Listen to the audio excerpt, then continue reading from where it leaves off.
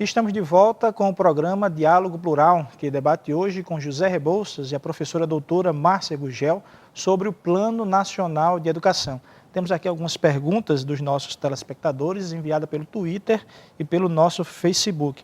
Mas antes disso, vamos entrar no tema do Plano Nacional. Professora, que Plano Nacional de Educação é esse e o que ele vai, digamos assim, tentar fazer uma revolução na educação para tentar chegar, pelo menos, a uma qualidade melhor?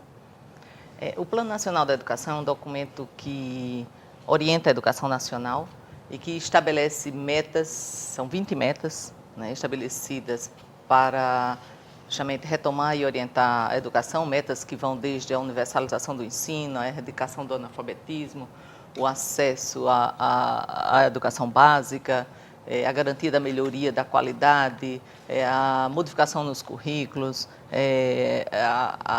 o acesso à educação infantil, o acesso à educação superior. Então, são metas que abrangem e a meta 20, que fecha o plano, que é a meta do financiamento da educação. Dentro de todas essas metas, existem objetivos a serem alcançados e um plano de ação para o desenvolvimento da educação nessa próxima década. Então, o plano vai orientar a educação nacional em suas metas, em seus objetivos, durante 10 anos. Nós tivemos o último plano, muitas das metas do último plano, elas não foram alcançadas na sua plenitude, mas algumas delas estão sendo retomadas, inclusive, na perspectiva do debate que aconteceu para a elaboração desse plano.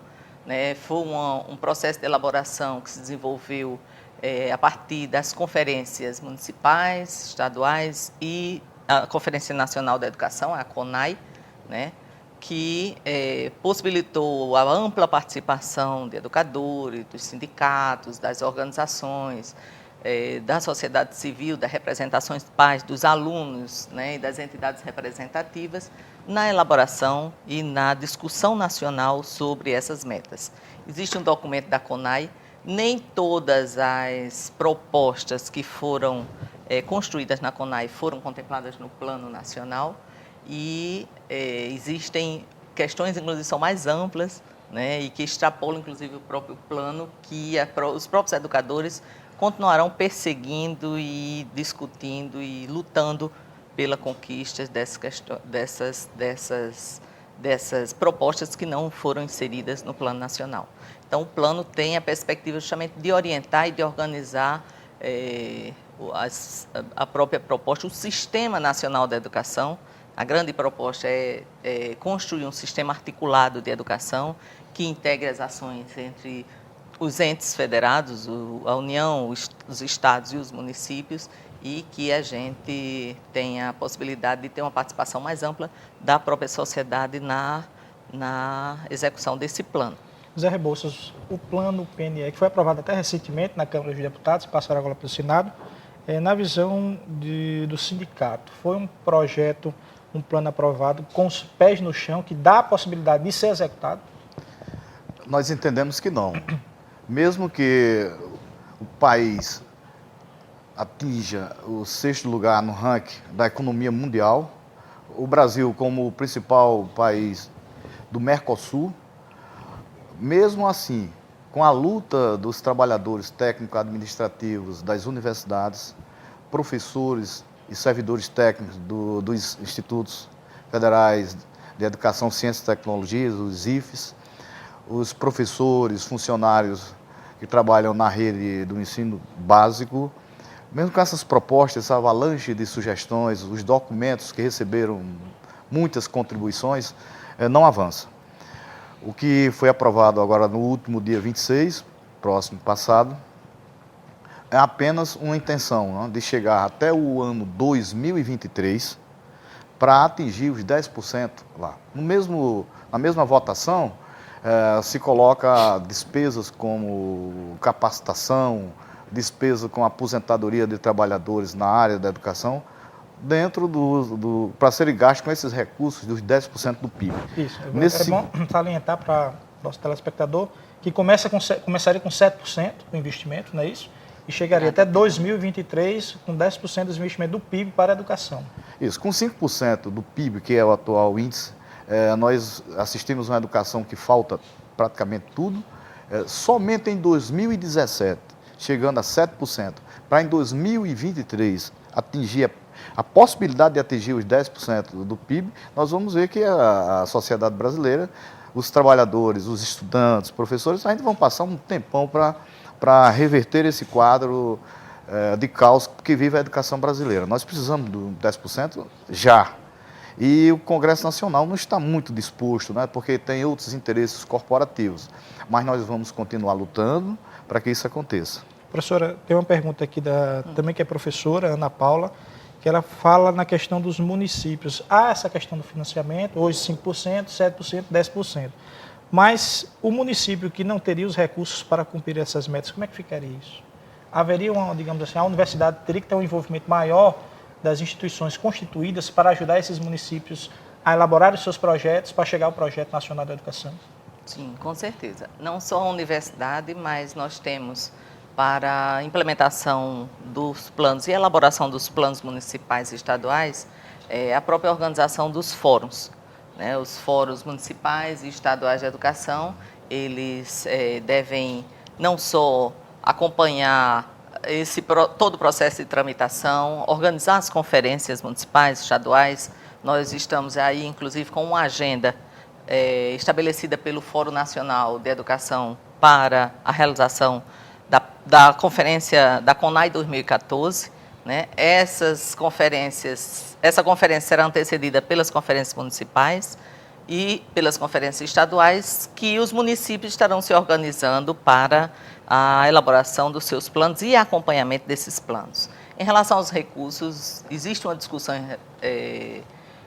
que traz justamente a perspectiva de que existe uma maior colaboração entre Estado, município e a federação, né, na própria destinação desses recursos, na própria forma de cobertura de algumas necessidades. Hoje nós já temos o Fundeb, que estabelece alguns parâmetros de acompanhamento em relação a esse financiamento, e a própria destinação de recursos também em algumas áreas. Hoje nós temos, por exemplo, todo o processo de formação continuada de professores e de formação inicial são recursos que estão vindo do governo federal para as universidades, para a realização das metas estabelecidas para a formação inicial e continuada dos professores. Então, são formas também que podem ser discutidas entre os entes federados para o atendimento das necessidades e a consecução de algumas metas. Mas, como diz Rebouças, tudo isso vai depender de uma grande luta que extrapola, inclusive, o próprio plano de educação, nacional da educação. Bom, nós temos aqui outras perguntas que nós vamos fazer no próximo bloco, porque a discussão está muito interessante sobre o Plano Nacional de Educação. São mais duas perguntas e a gente continua no próximo bloco. Se você quiser participar do nosso programa, é só ficar ligado no nosso perfil do Twitter, que é o @SintesteRN, e na nossa fanpage do Facebook, pelo endereço www.facebook.com/SintesteRN. Voltamos em instantes.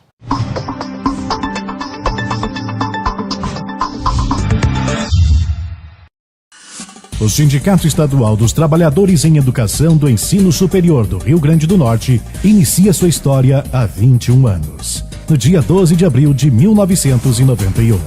O Sinteste está sempre preocupado com a luta dos trabalhadores da educação. Além dessa atividade, o sindicato possui uma estrutura que garante vários projetos que beneficiam seus sindicalizados. Assessoria jurídica, parceria com escolas e apoio aos atletas potiguares. Foi fundamental o patrocínio do Sinteste-RN. Graças a isso, fui campeã norte-nordeste de karatê e agora fui convocada para o Mundial representando a seleção brasileira. O Sinteste aposta nas mídias sociais com seus perfis no Twitter, Facebook e YouTube. E tudo isso está presente no site do sindicato. Lá o sindicalizado pode ter acesso às últimas notícias da categoria e também a processos e documentos exclusivos. Esse é o Sinteste, sempre presente na luta.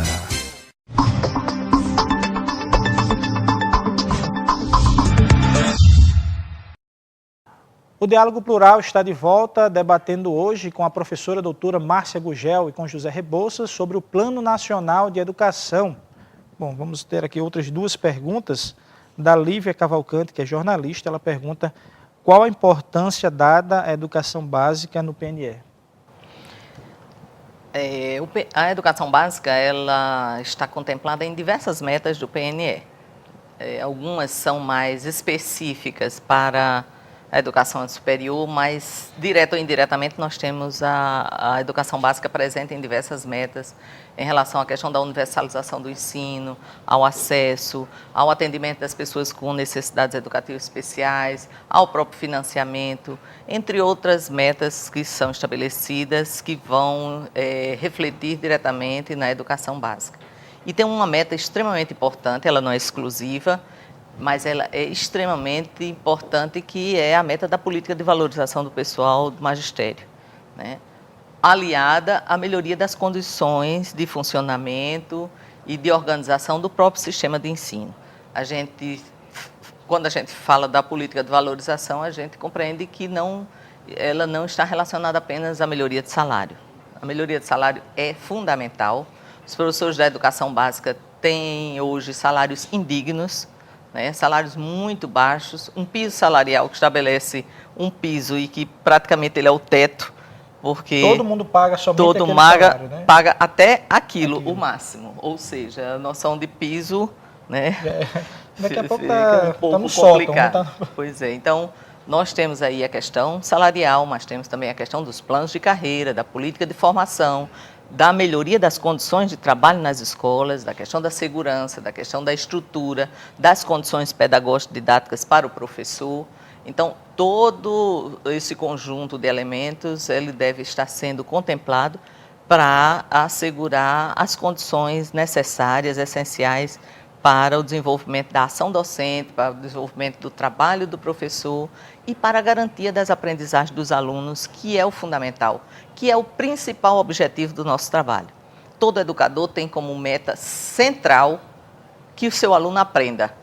Esse é o grande objetivo nosso, né? E aí temos metas também que vêm atingir a questão da melhoria da alfabetização. Nós temos problemas sérios da proficiência em língua portuguesa, em matemática. Todos os índices de avaliação estão apontando para a necessidade de termos ações mais concretas, mais objetivas em relação à melhoria das aprendizagens dos alunos na escola. Então, tudo isso, né, está previsto, mas acreditamos que vamos precisar de um processo enorme de debate, de discussões, de reflexões, de ressignificações do próprio papel social, da própria função que a escola assume na sociedade, né, e do objetivo do ingresso do aluno na escola para a realização do seu plano de vida, da sua própria objetivo de vida em sociedade.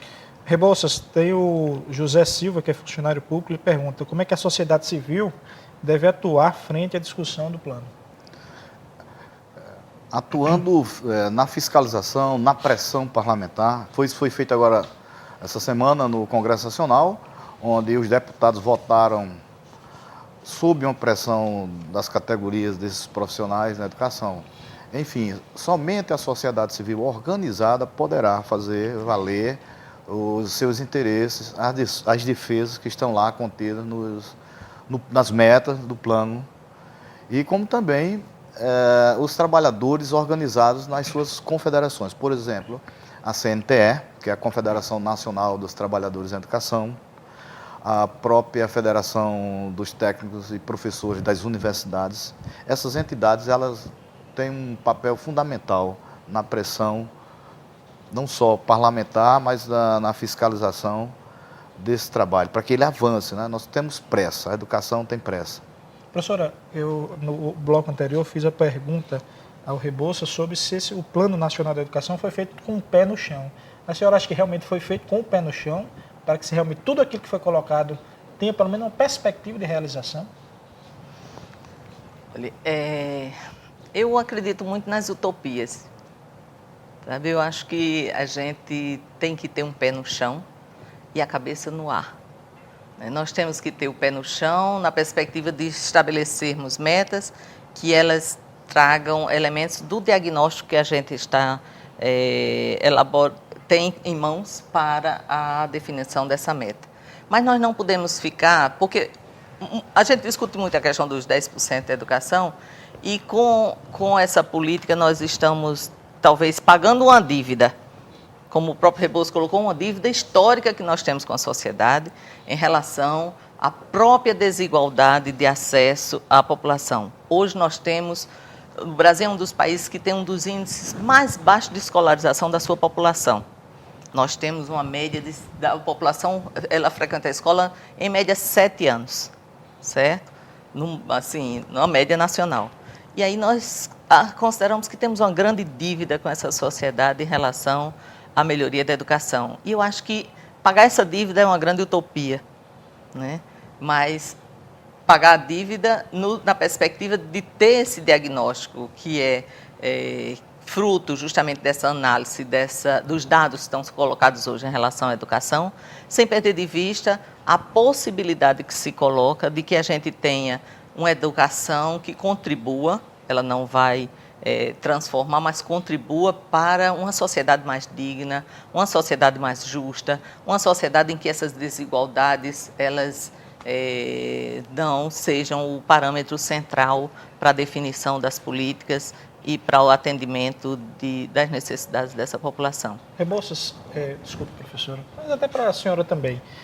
A gente fala na educação, num plano nacional de educação, mas se a gente for colocar para a sociedade, em falar em desenvolvimento, passa também até pela questão da economia. Com certeza. Um aluno pode ter um plano excelente de educação, mas se ele estiver passando fome em casa, esse plano talvez seja jogado completamente, não seja aproveitado como deveria. Então, deveria, junto com o Plano Nacional de Educação, ter todo um estudo e chegaria nesse estudo exatamente na questão econômica também da família, que é o importante, né? O aluno, dentro de casa, tendo as condições para que ele pudesse sair e vá estudar dignamente. Com certeza.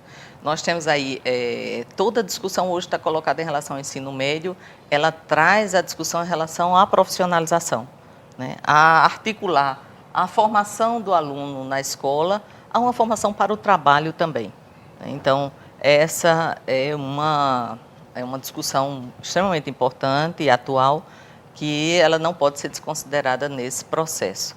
E nós temos aí, em relação à própria questão econômica, né, a perspectiva de que a gente tenha não só a discussão sobre os 10%, mas como esses recursos vão ser destinados, de onde é que eles vêm, para o pagamento da própria parcela que corresponde à educação. Então, tem toda a discussão em relação ao pré-sal, a todas as fontes de financiamento desses recursos e a forma como eles vão ser distribuídos nessa que é fundamental. Não adianta só estabelecer os 10%, mas é fundamental também se articular um debate nacional sobre as fontes desse recurso e de onde é que eles estão vindo para assegurar a educação, a destinação dos 10%. Rebouças, nos municípios menores, nos mais pobres, digamos assim, você acha que há possibilidade de ter